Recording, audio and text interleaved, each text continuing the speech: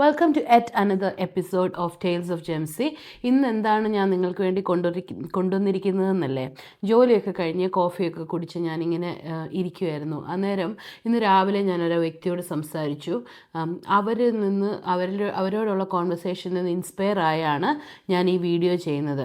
ഇന്നത്തെ video UK NHSൽ band 5 nurse job apply ചെയ്യാൻ ആഗ്രഹിക്കുന്ന എല്ലാവർക്കും വളരെ ഹെൽപ്ഫുൾ ആയിരിക്കും. അങ്ങനെ ഒരു വ്യക്തിയാണോ നിങ്ങൾ തീർച്ചയായിട്ടും ഈ വീഡിയോ ഫുള്ളായിട്ട് കാണണം.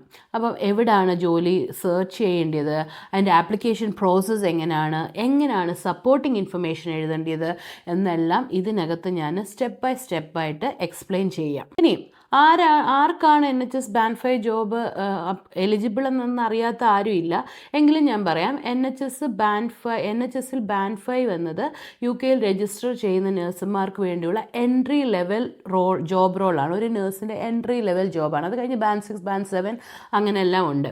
അപ്പോൾ UKയിൽ പഠിച്ച നേഴ്സാണെങ്കിലും നമ്മൾ ഇൻ്റർനാഷണലി എഡ്യൂക്കേറ്റഡ് നേഴ്സസ് ഇവിടെ വന്ന് പിൻ നമ്പർ ലഭിച്ച ആണെങ്കിലും ആർക്ക് വേണമെങ്കിലും ഈ ബാൻഡ് 5 വേക്കൻസിക്ക് അപ്ലൈ ചെയ്യാം. ന്യൂലി രജിസ്റ്റേർഡ് നേഴ്സ് നമുക്കാണെങ്കിൽ IELTS അല്ലെ OET, അതിൻ്റെ കൂടെ CBT, NMC രജിസ്ട്രേഷൻ, OSCE ഇതെല്ലാം കഴിഞ്ഞ് പിൻ നമ്പർ കിട്ടിയിരിക്കണം. അപ്പോൾ ഇതെല്ലാം ആവശ്യമാണ്. അതിൻ്റെ കൂട്ടത്തിൽ തന്നെ വിസ സ്പോൺസർഷിപ്പ് ഉള്ള ജോലിയാണോ എന്ന് കൂടെ നമ്മൾ ആ ഒരു വേക്കൻസിക്കകത്ത് നോക്കണം. അത് ജോബ് ഡിസ്ക്രിപ്ഷനിൽ നമുക്ക് കാണാൻ പറ്റും, അവർ വിസ ഓഫർ ചെയ്യുന്നുണ്ടോ ഇല്ലയോ എന്നുള്ളത്. ഈ ജോലി എവിടെയാണ് നമുക്ക് കാണാൻ സാധിക്കുന്നത്?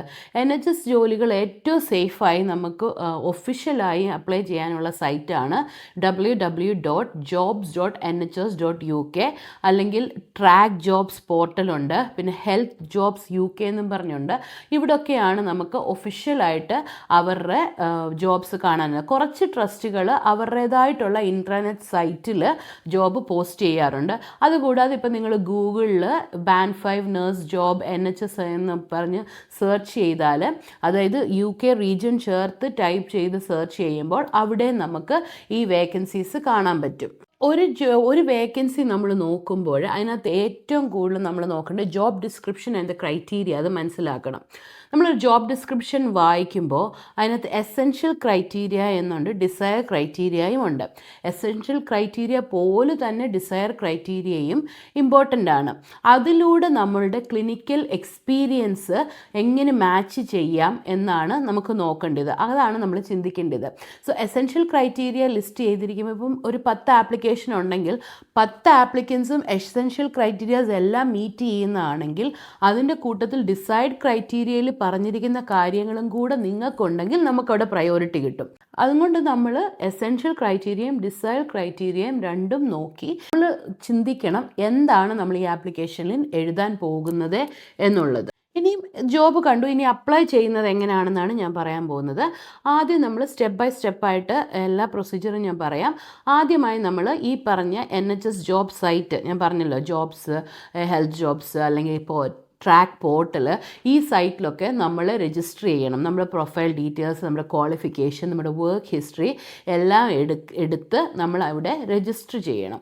അത് കഴിഞ്ഞിട്ട് അപ്ലൈ ഓൺലൈൻ എന്ന് പറഞ്ഞ് കൊടുത്തിട്ട് നമ്മൾ എല്ലാ ഡീറ്റെയിൽസും അതിനകത്ത് എഴുതി കഴിയുമ്പോൾ ഏറ്റവും ഇമ്പോർട്ടൻ്റ് ആയിട്ടുള്ളതാണ്, the most important thing is supporting information അല്ലെ പേഴ്സണൽ സ്റ്റേറ്റ്മെൻറ്റ്.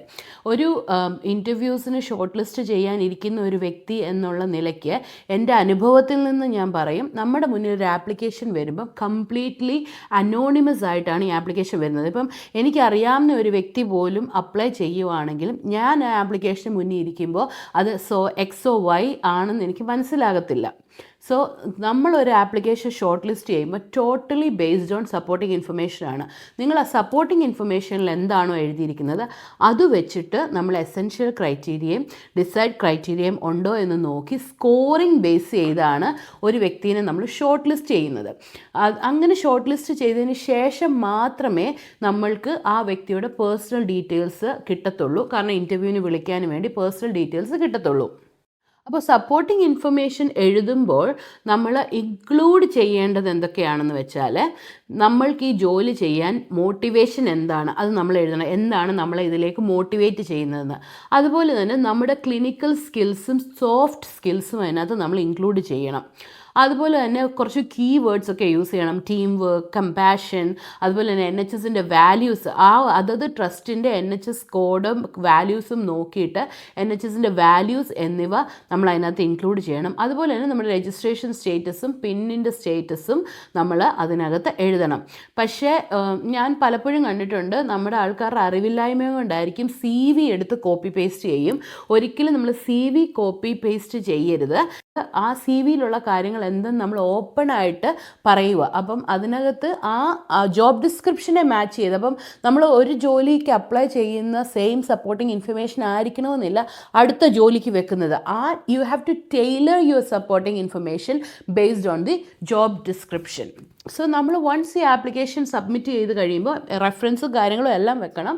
വൺസ് നമ്മൾ ആ ആപ്ലിക്കേഷൻ സബ്മിറ്റ് ചെയ്ത് കഴിയുമ്പോൾ നമുക്കൊരു കൺഫർമേഷൻ ഇമെയിൽ ലഭിക്കും നമ്മുടെ ആപ്ലിക്കേഷൻ സബ്മിറ്റ് ആയെന്ന്. അത് കഴിഞ്ഞ് അതിൻ്റെ ക്ലോസിംഗ് ഡേറ്റിന് ശേഷം നമ്മൾ ഷോർട്ട് ലിസ്റ്റ് ആണെങ്കിൽ നമ്മൾക്കൊരു ഇൻ്റർവ്യൂ കോള് വരും. പിന്നെ ആ സമയത്ത് ആ കോൾ നമ്മൾ അക്സെപ്റ്റ് ചെയ്ത് അതിനുള്ള ടൈം സ്ലോട്ട് സെലക്ട് ചെയ്ത് നമ്മൾ പോകണം.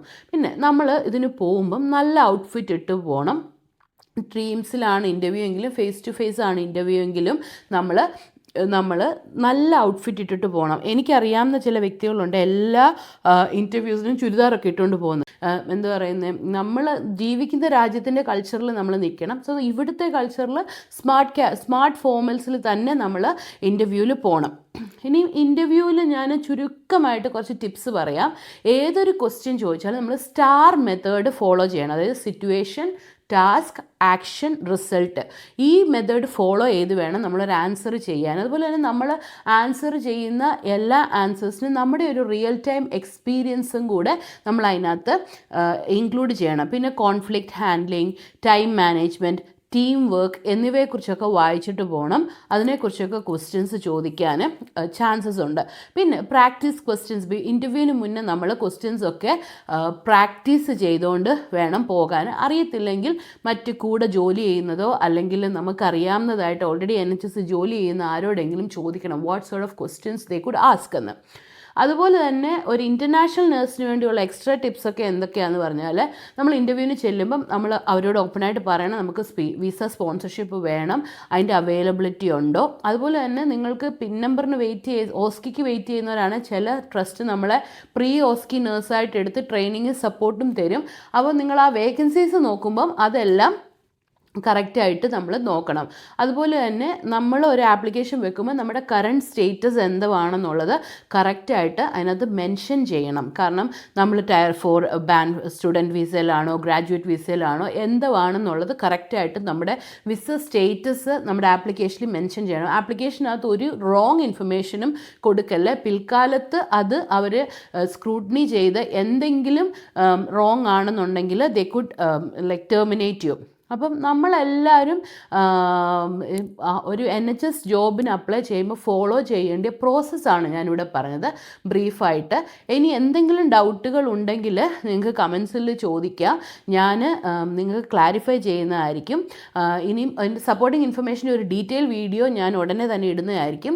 ഈ വീഡിയോ നിങ്ങൾക്ക് ഹെൽപ്ഫുൾ ആണെന്ന് തോന്നിയാൽ നിങ്ങൾ ലൈക്ക് ചെയ്യുക, ഷെയർ ചെയ്യുക, ടെയിൽസ് ഓഫ് ജെംസിൽ സബ്സ്ക്രൈബ് ചെയ്യാനും മറക്കരുത്. കാരണം ഇനിയും കൂടുതൽ ഇൻഫർമേറ്റീവ് വീഡിയോ ആയിട്ട് ഞാൻ നിങ്ങളുടെ നടുവിലേക്ക് വരുന്നതായിരിക്കും.